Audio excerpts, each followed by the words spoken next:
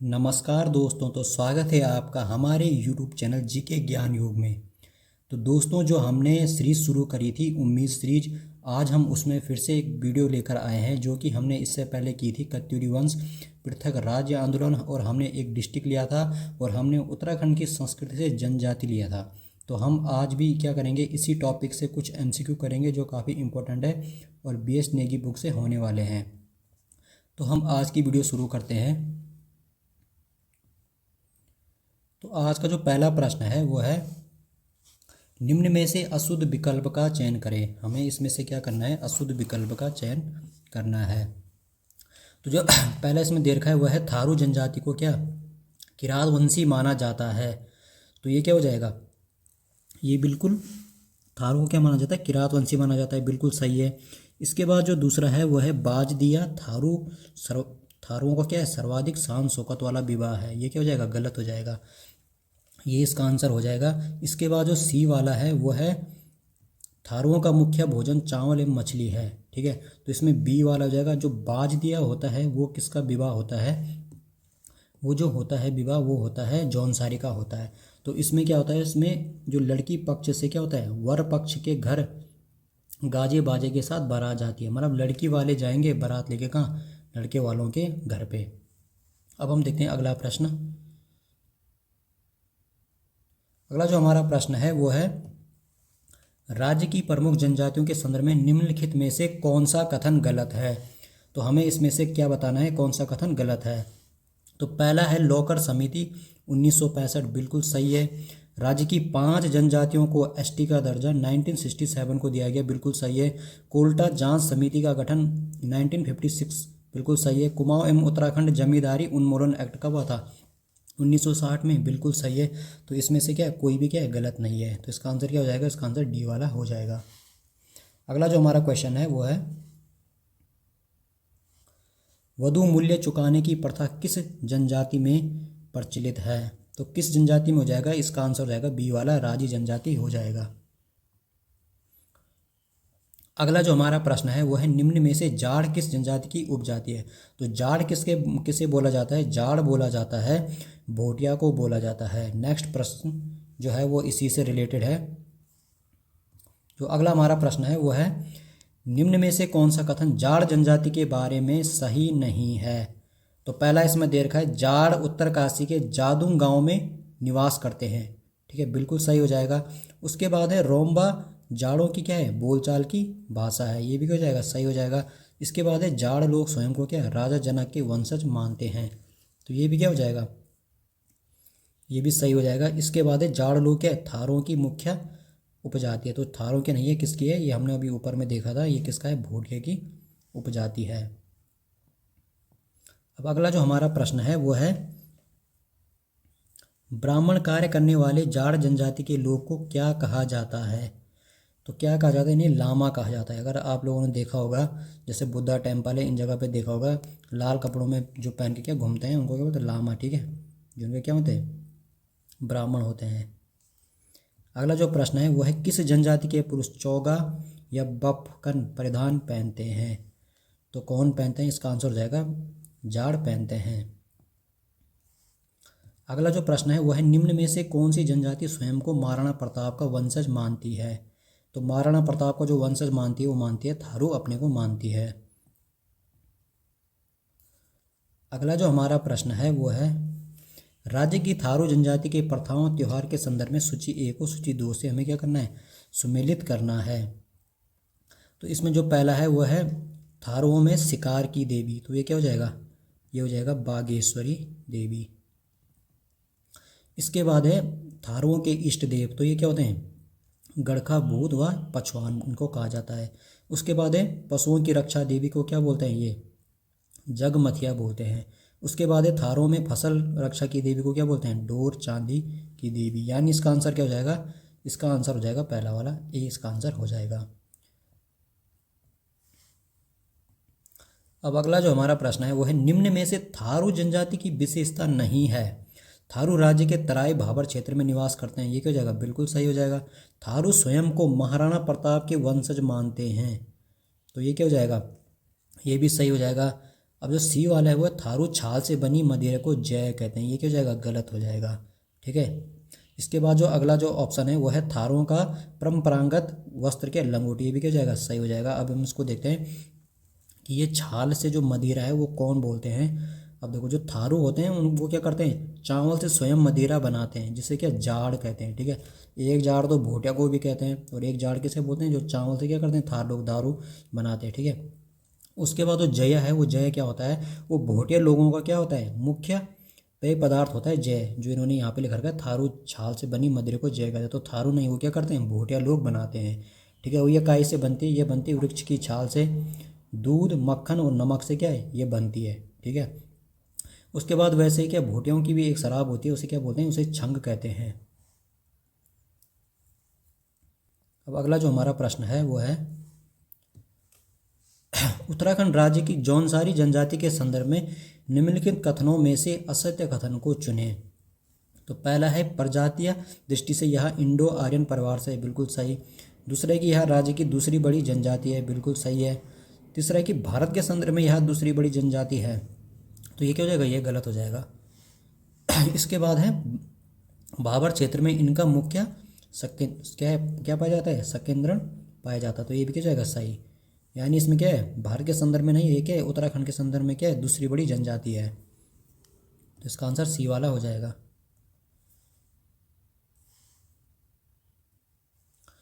अब अगला जो हमारा प्रश्न है वो है निम्नलिखित में से कौन सा कथन असत्य है।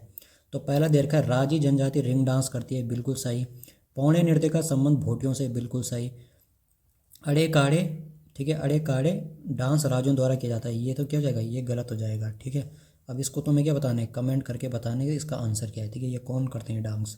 ठीक है। डी वाला जो ऑप्शन है वो है हारुल नृत्य जौनसारी जनजाति का है, ये क्या हो जाएगा, सही। अगला जो हमारा प्रश्न है वो है आबादी की दृष्टि से 2011 की जनगणना अनुसार जनजातियों का घटते क्रम में व्यवस्थित कीजिए। तो हमें क्या बताना है, घटते क्रम में बताना है। ठीक है। यानी क्या है, बड़े से छोटे में बताना है। तो इसमें पहले क्या जाएगा, थारू आ जाएगा, उसके बाद जौनसारी हो जाएगा, उसके बाद बॉक्सा हो जाएगा, उसके बाद भोटिया, उसके बाद राजी, यानी इसका आंसर क्या जाएगा, सी इसका आंसर हो जाएगा। अगला जो हमारा प्रश्न है वो है निम्न में से सुमेलित नहीं है। तो पहला दे रखा है कि 3 टिकटी विवाह थारू, बिल्कुल क्या जाएगा, सही हो जाएगा। उसके बाद है बदला विवाह, बदला विवाह राजी नहीं हो जाएगा। ठीक है। ये क्या, ये इसका आंसर हो जाएगा। इसके बाद है बाज दिया, बाज दिया विवाह किसका होता है, जौनसारी का होता है, ये क्या है, बिल्कुल सही है। पलायन विवाह राजी का होता है। ठीक है। अब हम देखते हैं बदला विवाह किसका होता है। जो बदला विवाह होता है वो किसका होता है, वो थारू का होता है। ठीक है। अगला जो प्रश्न है वो है चंपावत में कौन सी जनजाति गोरा अट्ठावली त्यौहार मनाती है। तो जो गोरा अट्ठावली त्यौहार है वो कौन मनाती है, वो मनाती है हमारी राजी जनजाति, क्या मनाती है, गोरा अट्ठावली त्यौहार मनाती है। इसके बाद जो अगला जो हमारा प्रश्न है वो है पचवान देवी की पूजा कौन सी जनजाति करती है। तो पचवान की पूजा कौन जनजाति करती है, ये करती है थारू जनजाति, क्या करती है, पचवान देवी की पूजा करती है। इसके बाद जो हमारा अगला प्रश्न है वो है उत्तराखंड राज्य की थारू जनजाति के संदर्भ में निम्नलिखित कथनों में से सत्य कथन है। तो हमें क्या बताना है, इसमें से सत्य कथन बताना है। तो इसमें पहला जो दे रखा है वो है थारू उत्तराखंड राज्य का क्या है, सबसे बड़ा जनजातीय समुदाय है, बिल्कुल सही। दूसरा है कि उधम सिंह नगर जिले में इनका क्या है, सर्वाधिक क्या है, सकेंद्रण है। ठीक है। मतलब ये रहे वहाँ पे इनका क्या है, मेन है। ठीक है। तो तीसरा है कि यह भारत के संदर्भ में सबसे बड़ी जनजातीय समुदाय, ये क्या हो जाएगा, गलत, भारत के संदर्भ में नहीं है। तो इसका आंसर क्या हो जाएगा, ये वाला हो जाएगा। चौथा वाला जो ऑप्शन है ये क्या है, किरात वंश से संबंधित है, बिल्कुल सही। किससे है ये वंश, किरात वंश से, काफ़ी इंपॉर्टेंट है। तो इसका आंसर क्या जाएगा, 1 2 4 जाएगा, डी वाला। अगला जो हमारा प्रश्न है वो है राणा कठरिया डंगरिया जोगिमा पश्चिमा उपजाति किस जनजाति की है। तो किस जनजाति की हो जाएगी, ये हो जाएगी थारू की जनजाति हो जाएगी। अगला जो प्रश्न है वो है थारू जनजाति में कुरी किसे कहा जाता है। तो ये कुरी किसे बोलते हैं, कुरी कहते हैं, ये गोत्र को क्या बोलते हैं, कुरी कहते हैं। अगला जो प्रश्न है वो है थारू जनजाति में किस गोत्र को उच्च माना जाता है। तो इसमें किस गोत्र को उच्च माना जाता है, तो इसमें माना जाता है बड़वायक को उच्च माना जाता है। इसके बाद जो हमारा अगला प्रश्न है वो है निम्न में से अशुद्ध कथन का चयन करें। तो इसमें से हमें क्या करना है, अशुद्ध कथन का चयन करना है। तो पहला है थारू जनजाति के पुरुषों का परंपरागत वस्त्र क्या है, लंगोटी, हमने पहले भी पढ़ा है अभी, सही है। जौनसारी जनजाति में विवाह तिथि तय करने वाली रस्म को बात कट्टी कहते हैं। तो ये क्या हो जाएगा, ये क्या हो जाएगा, ये गलत हो जाएगा। ठीक, इसके बाद है कि उरारी क्या है, थारू जनजाति की महिलाओं का तलाक अधिकार है। ये क्या हो जाएगा, सही हो जाएगा। ठीक है, तो इसमें क्या हो जाएगा आंसर, इसका आंसर हो जाएगा बी वाला, इसका आंसर हो जाएगा।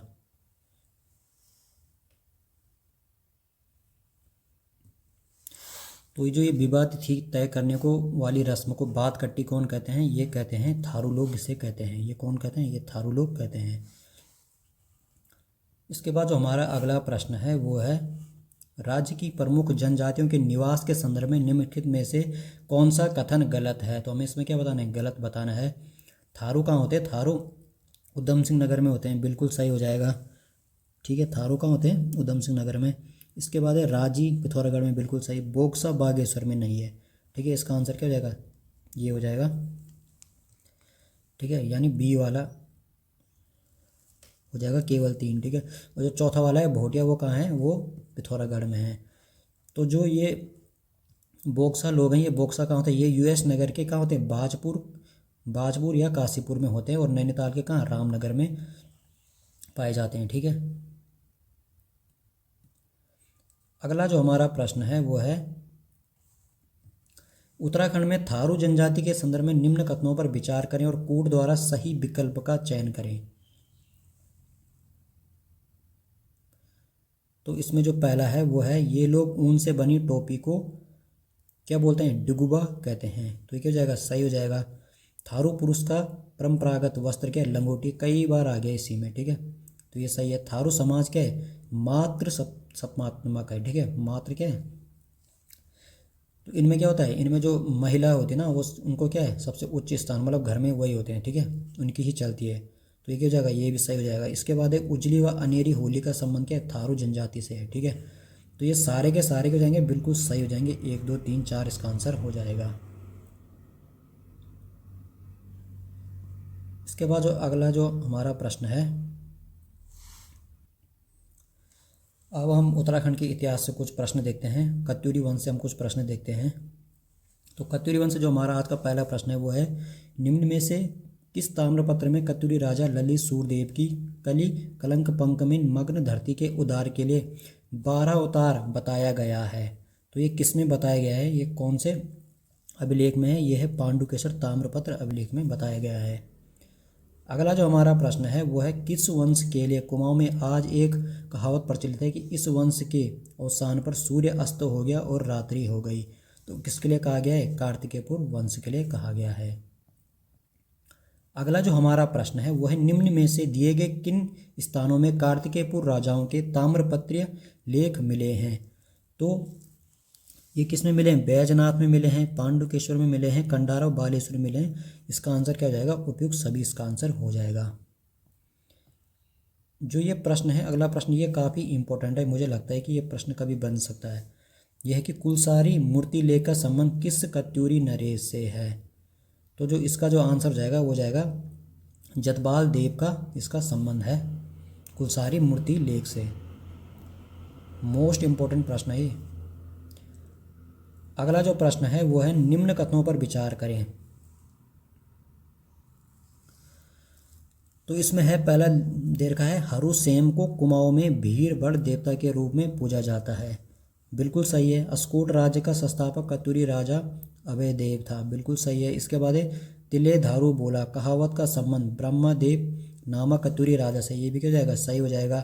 कत्यूरी नरेश ब्रह्मदेव यानी ब्रह्मदेव क्रूर व अत्याचारी शासक था, तो ये भी क्या जाएगा, सही। इसमें क्या बताना है कि निम्न में से क्या है, गलत विकल्प का चयन करें। तो कोई भी गलत नहीं है, तो इसका आंसर क्या जाएगा, डी वाला, इनमें से कोई नहीं। अगला हमारा प्रश्न है वो है पांडुकेश्वर ताम्रपत्र किस शासक से संबंधित है। तो किस शासक से है, ये हो जाएगा ललित सूरदेव से संबंधित है। अगला जो हमारा प्रश्न है वो है भूदेव से संबंधित ताम्रपत्र है। तो भू से भूदेव, भू के बाद क्या है, भू का हो जाएगा बा से। ठीक है, इसका ट्रिक है बा से रखना याद, बागेश्वर ताम्रपत्र।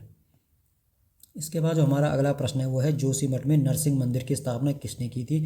ये इससे पहले वाली वीडियो में भी ये प्रश्न आया था, तो इसका आंसर क्या हो जाएगा, बसंत देव हो जाएगा। अगला जो प्रश्न है वो है निम्न में से किस लेख के अनुसार बसंत देव ने एक मंदिर स्वर्णेश्वर नामक गांव में दान किया था। तो ये भी मैंने पहले बता दिया था इससे पहले वाली वीडियो में। तो ये क्या था, बागेश्वर लेख में इसका क्या है।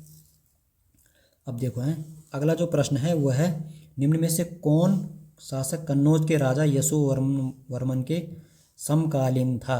काफ़ी अच्छा प्रश्न है। तो कौन था, ये था खप्पर देव। ठीक है, इसका आंसर क्या जाएगा, खप्पर देव। अगला जो प्रश्न है वो है निम्न में से कौन सा कथन सही सुमेलित नहीं है। ठीक है, तो इसमें क्या बताना है, सही सुमेलित नहीं है। तो पहला जो दे रखा है कत्यूरों की क्या है प्रारंभिक राजधानी क्या थी, कार्तिकेयपुर जोशीमठ थी, बिल्कुल। कत्यूरों की द्वितीय राजधानी क्या थी, बैजनाथ बागेश्वर, बिल्कुल सही। कत्यूरों की शीतकालीन राजधानी क्या थी, ये काफ़ी इंपॉर्टेंट है शीतकालीन वाला, ये कभी पूछ सकता है शीतकालीन। तो क्या था, कत्यूरों की शीतकालीन राजधानी क्या थी, ढिकोली। ये क्या हो जाएगा, बिल्कुल सही हो जाएगा ये वाला भी, ये काफ़ी इंपॉर्टेंट है। इसके बाद है कत्यूरों की लोक भाषा क्या है, संस्कृत। इनकी लोक भाषा नहीं थी संस्कृत, संस्कृत क्या थी, इनकी राजभाषा थी। तो इसका आंसर क्या हो जाएगा, डी। ये क्या हो जाएगा, ये इनकी क्या थी, राजभाषा थी। ठीक है, अब हम देखते हैं अगला प्रश्न। अगला हमारा प्रश्न है वो है कत्यूरी शिलालेखों में किस स्थान का नाम जोशिका या योशिका मिलता है। तो किस में मिलता है, ये मिलता है जोशीमठ में। जोशीमठ को क्या बोला जाता है, जोशिका या योशिका भी कहा जाता है।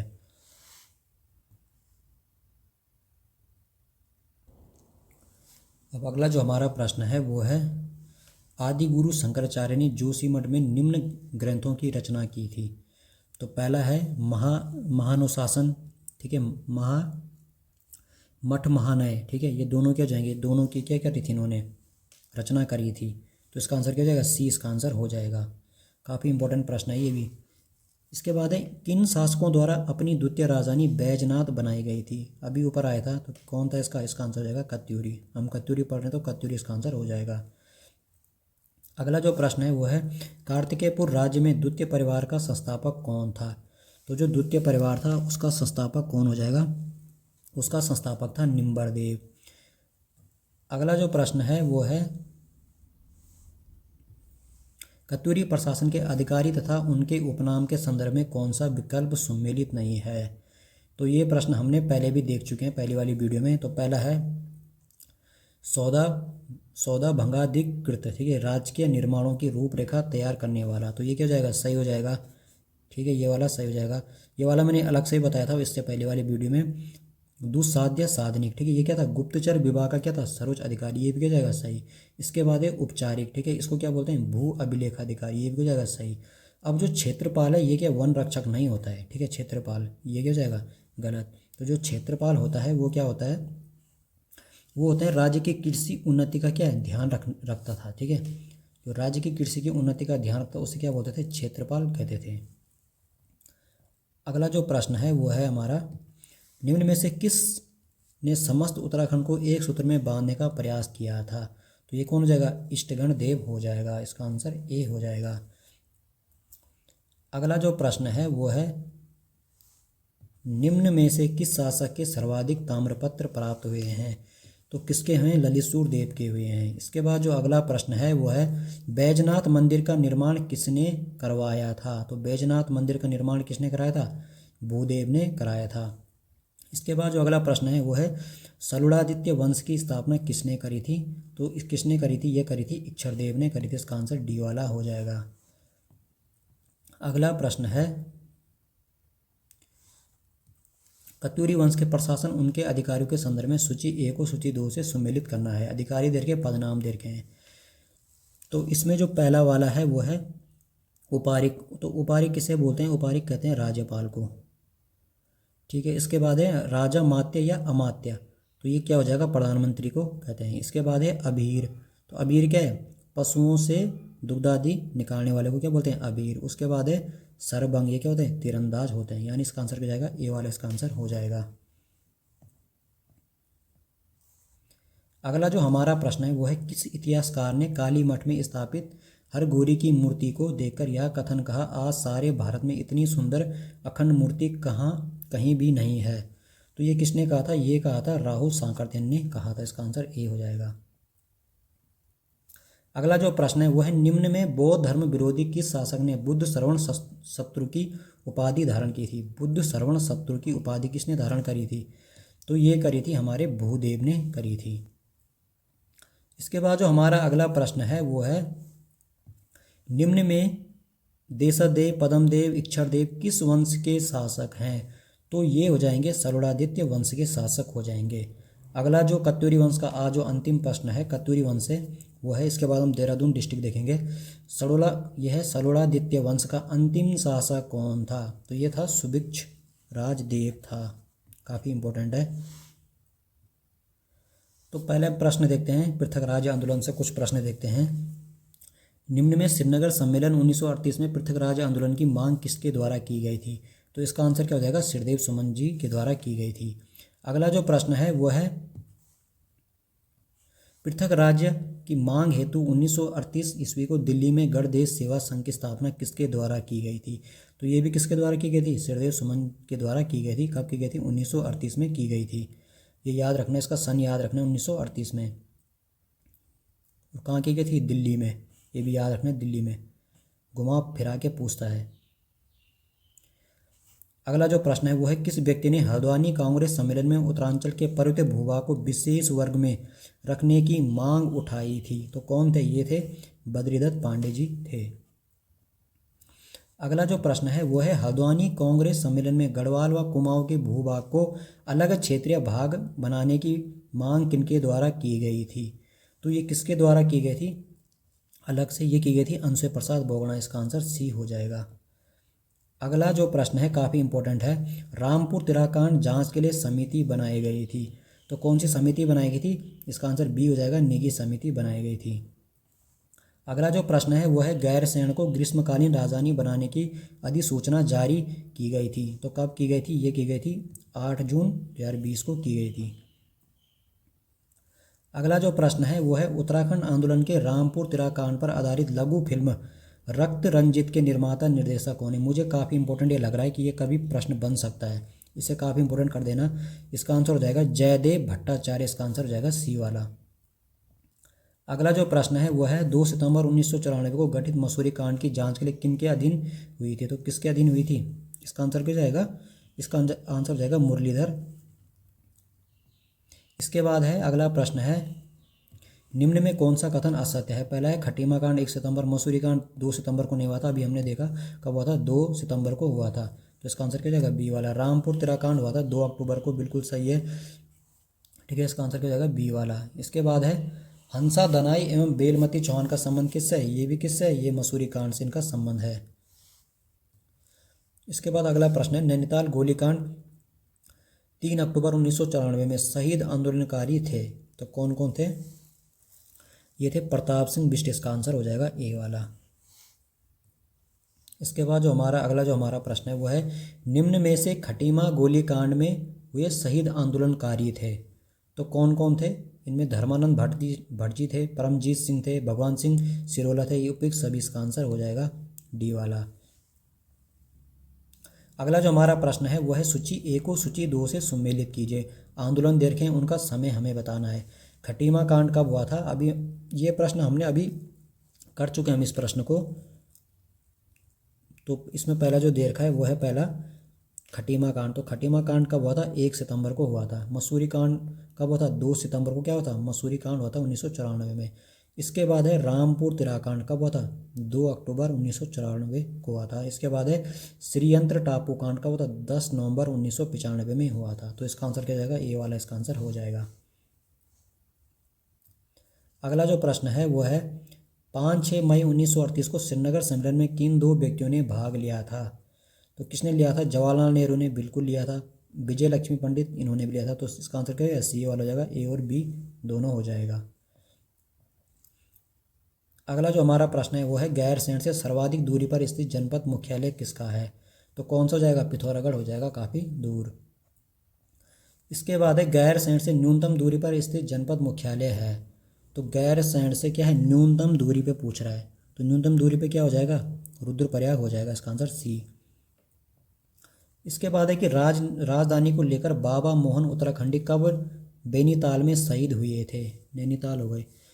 तो इसका जो ये वाला प्रश्न है ये काफ़ी इम्पोर्टेंट है, ठीक है, ये पेपर में बन सकता है। तो इसका जो आंसर हो जाएगा, इसका आंसर क्या हो जाएगा, 8 अगस्त 2004 को शहीद हुए थे। इसके बाद जो अगला प्रश्न है वो है उत्तराखंड क्रांति दल ने किस व्यक्ति के नाम पर गैर सैण का नाम रखा था। सिंपल प्रश्न है, तो वीर चंद्र सिंह गढ़वाली। इसके बाद जो अगला प्रश्न है वो है निम्न में से पर्वतीय विकास जन समिति, मैंने इससे पहले बताया था जहाँ पे जन आएगा वो क्या हो जाएगा 1950, इसका आंसर हो जाएगा। इसके बाद है उत्तराखंड राज्य में विभिन्न घटनाओं में शहीदों से संबंधित निम्न में से कौन सा गलत है। तो हमें बताना है कौन सा इसमें से क्या है गलत है। तो पहला वाला जो देखा है मसूरी कांड में क्या धनपत सिंह थे, बेलमती चौहान थे, हंसा दनाई, बिल्कुल सही है। इसके बाद जो खटीमा कांड होता है उसमें थे धर्मानंद भट्ट, गोपीचंद, भुवन सिंह, प्रताप सिंह, ये भी क्या जाएगा सही। इसके बाद जो है रामपुर तिरा कांड में रविंद्र सिंह और गिरीश कुमार भट्टी, तो ये क्या सही है, यानी इसमें क्या कोई भी गलत नहीं, इसका आंसर क्या जाएगा डी वाला इसका आंसर हो जाएगा। इसके बाद जो हमारा प्रश्न है वो है उत्तराखंड युवा परिषद का गठन कब हुआ था। तो इसका आंसर क्या जाएगा बी हो जाएगा 1976 में। अब हम इसके बाद देखते हैं देहरादून डिस्ट्रिक्ट के कुछ प्रश्न। अब देहरादून डिस्ट्रिक्ट से जो हमारा जो पहला प्रश्न है वो है उत्तराखंड में विंटर लाइन से संबंधित सत्य कथन को कोर्ट के द्वारा से चुने।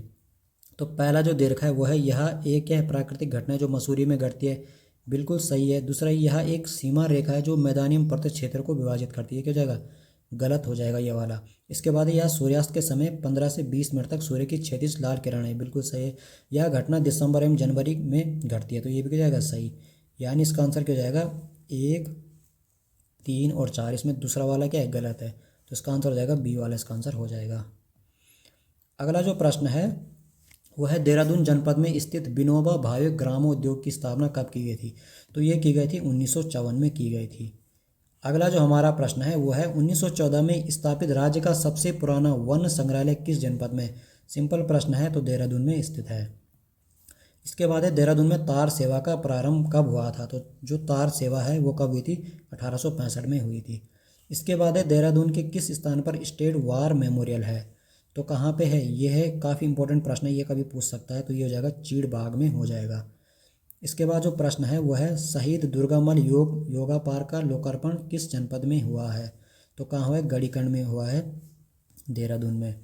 इसके बाद जो अगला प्रश्न है वो है उत्तराखंड का प्रथम वार मेमोरियल की स्थापना चीड़बाग क्षेत्र के किस जनपद में हुआ है। तो ये सिंपल अभी आया था, तो कहाँ हुआ था देहरादून में हुआ था। इसके बाद जो अगला जो प्रश्न है वो है देहरादून जनपद को इको सेंसिटिव जोन में कब शामिल किया गया। तो इको सेंसिटिव जोन में इसमें कब शामिल किया गया, तो ये 1996 में किया गया। इसके बाद जो अगला जो प्रश्न है वो है गंगोत्री व यमुनोत्री धाम का प्रवेश द्वार किस नगर को कहा जाता है। तो किसको कहा जाता है, ये कहा जाता है मसूरी को कहा जाता है। इसके बाद जो अगला है पर्वतों की रानी के नाम से प्रसिद्ध शहर है, तो किसको कहा जाता है, ये कहा जाता है मसूरी को कहा जाता है। इसके बाद जो हमारा अगला प्रश्न है वो है सहस्त्रधारा देहरादून के जल में निम्न में से कौन सा खनिज मिलता है। तो इसमें क्या मिलता है, इसमें गंधक मिलता है। अगला जो हमारा प्रश्न है वो है राज्य की सबसे पुरानी नगर पालिका मसूरी का गठन कब हुआ था 1842 में।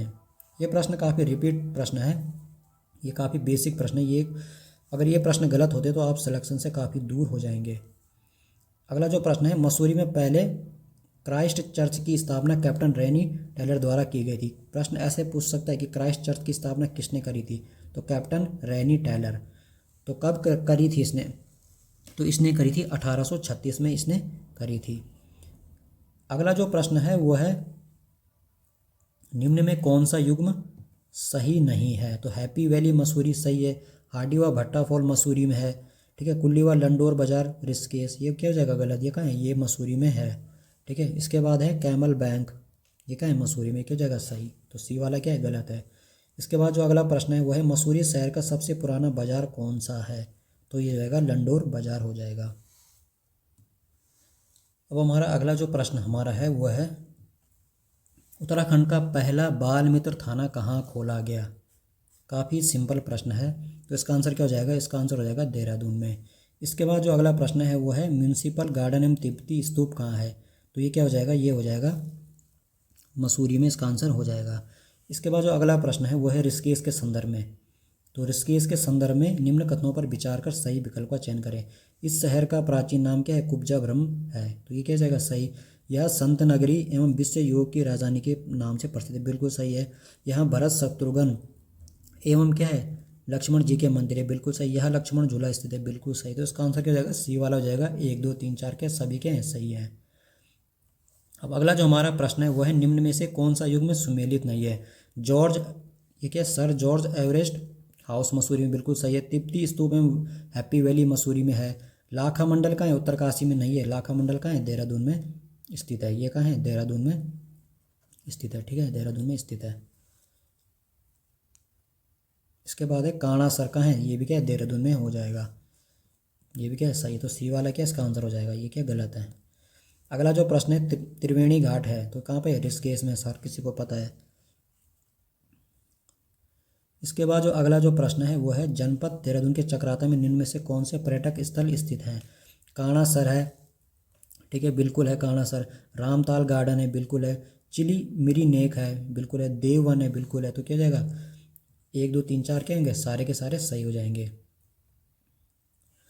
अगला जो हमारा प्रश्न है वो है स्काइकिंग के लिए प्रसिद्ध मुंडाली नामक पर्यटक स्थल है। काफ़ी इंपॉर्टेंट प्रश्न है, मुंडाली पूछ सकते हैं, मुंडाली नामक पर्यटक स्थल कहाँ पे है। ऐसे प्रश्न आयोग बनाता है। तो इसका आंसर क्या हो जाएगा, इसका आंसर हो जाएगा चक्राता, 20 का आंसर हो जाएगा। अगला जो प्रश्न है वो है निम्न में से चक्राता के समीप स्थित स्थल है। तो क्या हो जाएगा, कैराना पहाड़ी हो जाएगा। हाथनी कुंड है, देववन है, इससे पहले हमने भी पढ़ा था। तो फिर सभी इसका आंसर हो जाएगा। इसके बाद है जॉर्ज एवरेस्ट पीक कहाँ है, तो ये कहाँ पे है, ये मसूरी में घूमने की जगह है, म्यूजियम भी है यहाँ पे। इसके बाद आंसर है पुलिंद राजा विराट की राजधानी बैराटगढ़ स्थित है। तो ये कहाँ पे हो जाएगा, ये हो जाएगा चक्राता चौरानी चोटी पर, ठीक है। इसके बाद जो प्रश्न है वो है उत्तरकाशी के पश्चिम में स्थित है। तो क्या हो जाएगा, देहरादून क्या हो जाएगा, उत्तरकाशी के पश्चिम में। इसके बाद है स्कूलों की राजधानी किस जनपद को कहा जाता है। तो सब लोग कहाँ जाते हैं पढ़ने के लिए, देहरादून में जाते हैं। तो इसका आंसर क्या हो जाएगा, डी वाला हो जाएगा। इसके बाद है उत्तराखंड में डाक विभाग का पहला एटीएम किस जिले में स्थापित किया गया। तो क्या हो जाएगा, इसका आंसर देहरादून हो जाएगा।